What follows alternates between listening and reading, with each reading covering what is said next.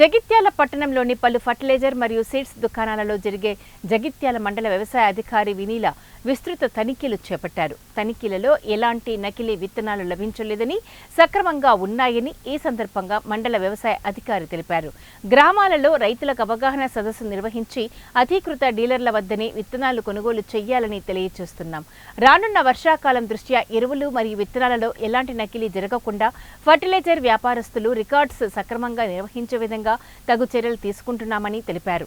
అందులో భాగంగానే తనిఖీలు నిర్వహిస్తున్నట్లు వారు వెల్లడించారు.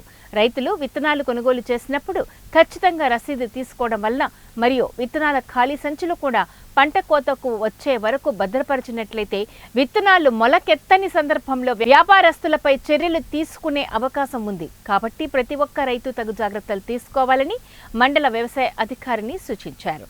ఆమె వెంట జగిత్యాల డీఎస్పీ రఘుచందర్, పట్టణ సీఐ వేణుగోపాల్ మరియు వ్యవసాయ అధికారులు ఉన్నారు.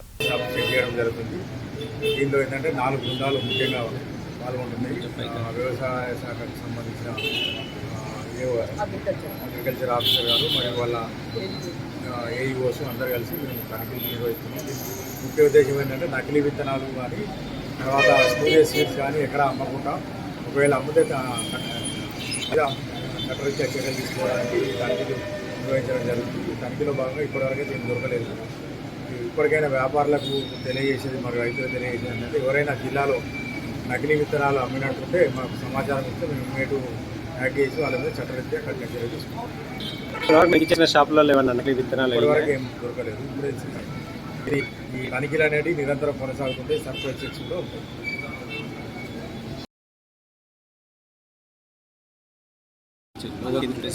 ఆదేశాల మేరకు మరియు మా జిల్లా వ్యవసాయ శాఖ అధికారి మేడం గారి ఆదేశాల మేరకు టాస్క్ ఫోర్స్ టీమ్స్గా ఏర్పడి మన డిఎస్పీ గారు, సిఐ గారు, ఎస్ఐ గారితో కలిసి ఎవరి అయితే మన దగ్గర అర్బన్ మండలంలో ఉన్న ప్రతి ఒక్క లైసెన్స్ దుకాణాలని తనిఖీ చేయడం జరుగుతుంది.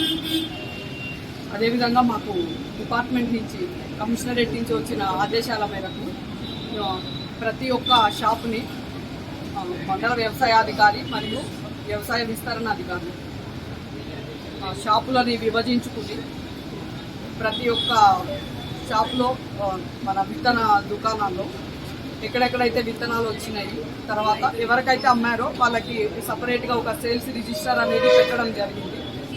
ఆ రిజిస్టర్లో వాళ్ళ వివరాలు బ్లాక్ నెంబర్తో సహా ఎంట్రీ చేయడం జరుగుతుంది. ఇప్పటివరకు అయితే మనకి ఎటువంటివి ఇక్కడ స్టూడియస్ సీడ్స్ కానీ నకిలీ విత్తనాలు కానీ ఎటువంటిది దొరకలేదు. మరియు మేము గ్రామ పంచాయతీల్లో ప్రతిరోజు ఒక్కొక్క గ్రామ పంచాయతీలో రైతులకి అవగాహన సదస్సులు కూడా నిర్వహించడం జరుగుతుంది.